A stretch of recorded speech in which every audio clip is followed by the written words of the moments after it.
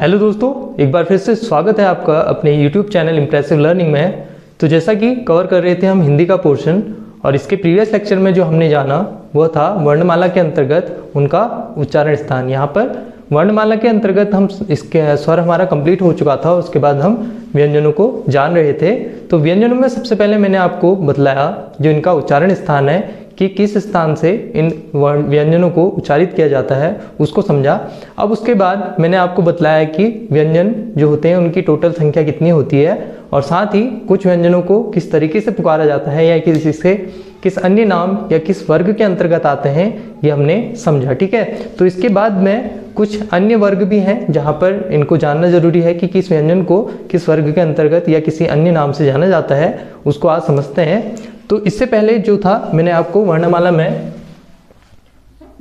व्यंजनों को हम कवर कर रहे थे। ठीक है, तो व्यंजन में मैंने इनकी टोटल जो कुल संख्या बताई आपको, कुल संख्या व्यंजनों की कितनी थी? 39 थी। ठीक है, कुल संख्या कितनी थी जो थी इनकी? 39, मतलब 39 इनकी संख्या थी। अब इसमें देखिए जो पांचवा वर्ग था वह पंचमाक्षर का वर्ग, या ये कहें कि नासिक्य। ठीक है, अनुनासिक।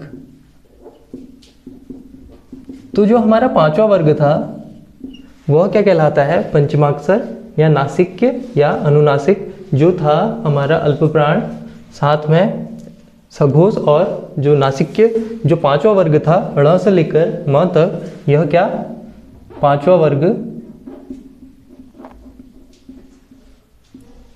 ठीक है, यह क्या कहलाता है? हमारा पंचमाक्षर नासिक्य अनुनासिक कहलाता है। ठीक है, जिनमें क्या होता है, जो पांच हमारे व्यंजन है ण से लेकर म तक, वह इस वर्ग के अंतर्गत आते हैं। ठीक है, तो ये व्यंजन होते हैं। इसके बाद दंतोष्ठ व्यंजन एक, ठीक है, दंतोष्ठ व्यंजन होता है। ठीक है, अब आपसे कभी भी इसकी थ्योरी या कहीं की परिभाषा नहीं पूछी जाती है। इसमें एग्जाम में जो पूछता है टू द पॉइंट, वही चीज मैं आपको बतला रहा हूँ कि यहाँ पे दंतोष्ठ जो व्यंजन है वह व्यंजन जो वह है वह दंतोष्ठ व्यंजन कहलाता है। ठीक है, इसके बाद वत्स्य व्यंजन होते हैं। ठीक है, वत्स्य व्यंजन होते हैं जो कि न, र और ल होते हैं। कौन से?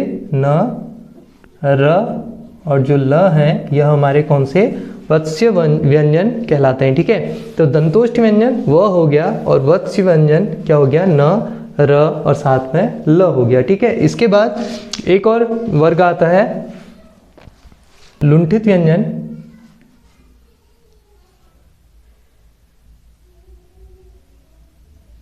कैसे लिखते हैं लुंठित?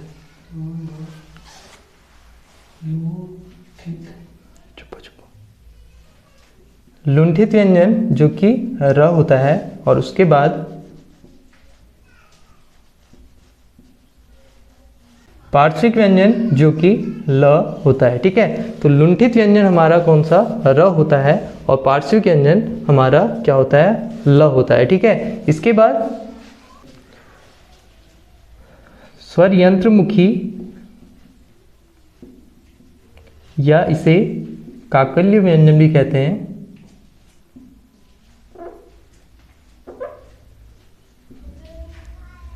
जो कि होता है ह। ठीक है, तो यहाँ पर हमने जाना जो हमारे कुल जो व्यंजनों की संख्या है वह 39, साथ में जो पांचवा वर्ग है वह पंचमाक्षर नासिक्य या अनुनासिक जो होता है वह कहलाता है। ठीक है, ण से म तक। और उसके बाद दंतोष्ठ व्यंजन हमारा वह होता है वत्स्य व्यंजन, वत्सर्य व्यंजन न, र और ल होता है। इसके बाद लुंठित र कहलाता है। पार्श्विक जो व्यंजन है वह ल कहलाता है। स्वर यंत्रमुखी या जिसे काकल्य भी कहा जाता है, काकल्य व्यंजन, वह ह होता है। ठीक है, यह कहलाता है। तो आपने ध्यान रखना है, इसमें कभी भी इसकी थ्योरी या परिभाषा नहीं पूछता है। इसमें आपको व्यंजन दे देगा, हो सकता है वह पूछ ले कि ल किस प्रकार का व्यंजन है, हो सकता है पूछ ले वह किस प्रकार का व्यंजन है। तो आप इसको बतलाएंगे कि वह दंतोष्ठ प्रकार का व्यंजन है या दंतोष्ठ वर्ग का व्यंजन है। साथ में अगर ल पूछे तो वह पार्श्विक व्यंजन है। तो आप इसको ध्यान रखिएगा, ठीक है। इसमें स्वरयंत्रमुखी काकल्य ह अधिकतर पूछा जाता है, ठीक है। तो ये हमारा जो अन्य थे या ये कहें कि कुछ अन्य व्यंजनों के वर्ग थे वह जाने। इसके बाद एक आता है द्वित्व व्यंजन। द्वित्व व्यंजन क्या होता है? एक द्वित्व व्यंजन, ठीक है। अब द्वित्व व्यंजन क्या होता है ये मैं आपको बतलाता हूँ। तो द्वित्व व्यंजन होता है जब एक व्यंजन की पुनरावृत्ति होती है, ठीक है, एक से अधिक बार, या ये कहें कि एक व्यंजन 2 बार आता है, ठीक है, एक मतलब बारी बारी से एक के बाद एक वह आता है, तो वह क्या कहलाता है? द्वित्व व्यंजन कहलाता है, ठीक है। जो क्वेश्चन फ्रेम होते हैं, क्वेश्चन कैसे बनते हैं वो भी मैं बतलाऊंगा। जैसे हम बोलते हैं पक्का, क्या बोलते हैं? पक्का। अधिकतर हम इसे अपनी कॉपियों में कुछ इस तरीके से लिखते हैं, ठीक है, पर इसे जो लिखा जाता है वह कुछ ऐसे भी आपने देखा होगा कि ऐसे भी लिखा जाता है। तो इसका मतलब द्वित्व व्यंजन क्या हुआ कि एक जो व्यंजन है, जैसे क है हमारा व्यंजन, उसके बाद उसी व्यंजन की पुनरावृत्ति होती है, तो वह क्या कहलाता है? द्वित्व व्यंजन कहलाता है। तो अगर आपको 4 ऑप्शन में दे, ठीक है, जैसे इसका एग्जाम्पल जैसे पक्का, कच्चा, ठीक है, ये क्या कहलाए? हमारे द्वित्व व्यंजन के उदाहरण कहलाए। इसके साथ ही जैसे आपको 4 कोई ऑप्शन में दे देगा कि जैसे पक्का, ठीक है, दिन हो गया, रात हो गया या सूर्य हो गया, तो इनमें से वो पूछेगा कि द्वित्व व्यंजन कौन सा है। हो सकता है साधु हो सकता है कुछ भी हो, ठीक है। तो इसमें जो आपको देखना है सबसे पहले व्यंजन जो इसकी पुनरावृत्ति हो रही है वह व्यंजन क्या कहलाएगा? हमारा द्वित्व व्यंजन कहलाएगा। तो मुझे लगता है आपको समझ आ गया होगा कि द्वित्व व्यंजन क्या होता है। जहाँ पर एक व्यंजन की पुनरावृत्ति होती है वह द्वित्व व्यंजन कहलाता है, ठीक है। तो यहाँ पर जो व्यंजन से रिलेटेड जितना पार्ट हो सकता था वो मैंने सारा आपको कवर करा दिया है। इसके बाहर से ऐसा कोई क्वेश्चन नहीं है जो फ्रेम होता है या बन सकता है। तो आपने बस ये ध्यान रखना है कि किस व्यंजन को किस वर्ग के अंतर्गत रखा गया है या किसी अन्य नाम से कैसे जाना जाता है वो आपने ध्यान रखना है। अगर पूछता है मूल संख्या, ध्यान दीजिएगा कि अगर वह मूल संख्या पूछता है तो वह 33 कहलाएगी, और अगर कुल संख्या कहलाता है पूछता है तो वह कितनी? 39 होती है, ठीक है। तो इसमें पंचमाक्षर, नासिक, अनुनासिक आप ध्यान रखिएगा। साथ में इनके जो अन्य नाम है या किसी अन्य वर्ग के अंतर्गत आते हैं तो आपने वह ध्यान रखने हैं। स्पर्शी व्यंजनों की संख्या ध्यान दीजिएगा कि 25 होती है, ठीक है। और इसमें जो अधिकतर क्वेश्चन बनता है वह बनता है हमारे जो संयुक्त व्यंजन है या संयुक्त स्वर है उनसे रिलेटेड, कि इनमें संयुक्त व्यंजन जो होते हैं हमारे, उसके बाद जो पहला जो व्यंजन है, ठीक है, जैसे स है तो वह किन 2 व्यंजनों से मिलकर बना है, या इसमें कौन सा जो वर्ण है हमारा यह उसके बाद आता है। जैसे स है तो ठीक है, श है, एग्जाम्पल के तौर पे बताऊं, जैसे स है तो यह किससे? क और स से मिलकर बना है, ठीक है। तो इसमें पूछता है कि जो दूसरा वर्ण है, ठीक है, क्वेश्चन कैसे बनता है कि जो दूसरा वर्ण है या पहला वर्ण है इसमें कौन सा है, ठीक है। तो आपको बोलेगा कि स का जो दूसरा वर्ण है या पहला वर्ण कौन सा है। तो आप ध्यान रखिएगा कि पहला वर्ण जो हमारा क है, ठीक है, इसको हम लिपि चिन्ह कह सकते हैं। साथ में जो हमारा श है, ठीक है, यह हमारा दूसरा वर्ण कहलाया, ठीक है। 2 क्वेश्चन जो फ्रेम होते हैं वो मैंने आपको बतला दिए। हालांकि इसको हम टेस्ट सीरीज में या क्वेश्चन जो बुकलेट आएगी उसमें आपको बतलाएंगे, ठीक है। तो ये हमारा व्यंजन से रिलेटेड जितना भी पोर्शन था वो कंप्लीट होता है और यहाँ पे हमारी पूरी वर्णमाला कंप्लीट हो जाती है, ठीक है। अगर आपको इसमें फिर भी कोई डाउट रहता है तो आप बिल्कुल इसको कमेंट सेक्शन में बता सकते हैं, पूछ सकते हैं। आपको अगले सेशन में या अगले लेक्चर में वो चीज़ क्लियर करा दी जाएगी। अब इसके बाद जो इसका नेक्स्ट जो हमारा टॉपिक रहेगा वो रहेगा शब्द भेद का, ठीक है। तो हमने आज इसमें जो जाना वो था व्यंजन, और इससे वर्णमाला कंप्लीट हो जाता है। अब इसके बाद जो शब्द भेद आएगा उसका हम एक आइडिया ले लेते हैं कि जो हम शब्द भेद के अंतर्गत किन किन चीज़ों को पढ़ेंगे, ठीक है। तो इसके बाद हम जो अगला टॉपिक शुरू करने वाले हैं वो कौन सा है? शब्द भेद का, ठीक है, शब्द भेद का टॉपिक। तो इसमें हम ये जान लेते हैं कि हम इसके अंतर्गत क्या क्या चीज़ें पढ़ने वाले हैं, ठीक है। सबसे पहले ये जान लेते हैं। तो यहाँ पे पहले हम जानते हैं शब्द की परिभाषा। शब्द किसे कहते हैं? तो शब्द कहते हैं वर्णों का सार्थक क्रम, ठीक है। वर्णों का सार्थक क्रम क्या कहलाता है? वह शब्द कहलाता है, ठीक है। ये सबसे जो सिंपल हमारी डेफिनेशन है, जो परिभाषा है वो यही है कि वर्णों का सार्थक क्रम क्या कहलाता है, शब्द कहलाता है। अब शब्द कितने प्रकार के होते हैं, शब्द दो प्रकार के होते हैं, एक होता है सार्थक शब्द, ठीक है, और दूसरा होता है निरर्थक शब्द। तो जो हमारे सार्थक शब्द हैं वह जैसे हमें पता ही चल रहा है, शब्द को देख के पता चल रहा है कि इसका अर्थ क्या कहलाया। तो सार्थक शब्द वे शब्द हुए जिनका कोई अर्थ निकलता हो, ठीक है, वह सार्थक शब्द कहलाए, और निरर्थक जिनका कोई अर्थ नहीं निकलता हो वह निरर्थक शब्द कहलाए, ठीक है। तो सार्थक शब्द के अंतर्गत हम ये पढ़ेंगे सबसे पहले इनको कितने भागों में बांटा जाता है। तो पहला है इसमें उत्पत्ति अथवा स्रोत के आधार पर इनको जो बांटा जाता है, इसमें हम सबसे पहले यही पढ़ने वाले हैं, ठीक है। इसके बाद है रचना या बनावट के आधार पर हम इनको पढ़ेंगे, ठीक है। तो दूसरा क्या कहलाएगा, रचना या बनावट के आधार पर सार्थक शब्दों को, ठीक है।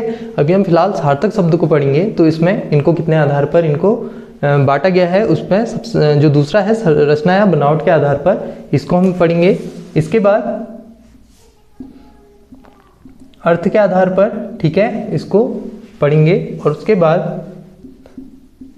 प्रयोग या रस के आधार पर इसको पढ़ेंगे, ठीक है। तो सार्थक शब्द को 4 भागों में बांटा जाता है, ठीक है। आपका क्वेश्चन बन जाता है, ठीक है, एग्जाम में क्वेश्चन बन जाता है कि सार्थक शब्द इसको कितने भागों में बांटा गया है या कितने इसके भेद होते हैं, ठीक है। तो यहाँ पर उत्पत्ति या स्रोत के आधार पर, रचना या बनावट के आधार पर, अर्थ के आधार पर और प्रयोग अथवा रस के आधार पर इसको हम इतने भागों में बांटते हैं, और साथ में इनको इसके अंदर क्या क्या चीज़ें हम पढ़ने वाले हैं यह हम अगली वीडियो में जानेंगे, ठीक है। तो ये पूरा हम आगे पढ़ने वाले हैं इसके अगले लेक्चर में।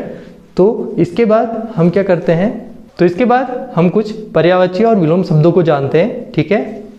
तो अब इसके बाद हम 5 पर्यायवाची शब्दों को जानते हैं। ये पर्यायवाची शब्द वे शब्द हैं जो अभी फिलहाल हमारे एग्जाम में आए हुए हैं, ठीक है, उन शब्दों को मैंने लिया है।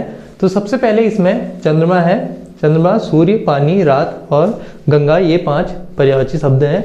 जिसमें चंद्रमा का है रजनीश, सोम, सुधांशु, राकापति, द्विजराज, विधु, मयंक, हिमांशु, सुधाकर, निशाकर, शशि, राकेश, हिमकर, कलाधर, इंदु, कलानिधि, मृगांक और ओषधीश, ठीक है। तो ये 5 पर्यायवाची शब्द हैं, जिनमें से जो इम्पोर्टेंट है वह है मृगांक, जो अधिकतर पूछता है, ठीक है।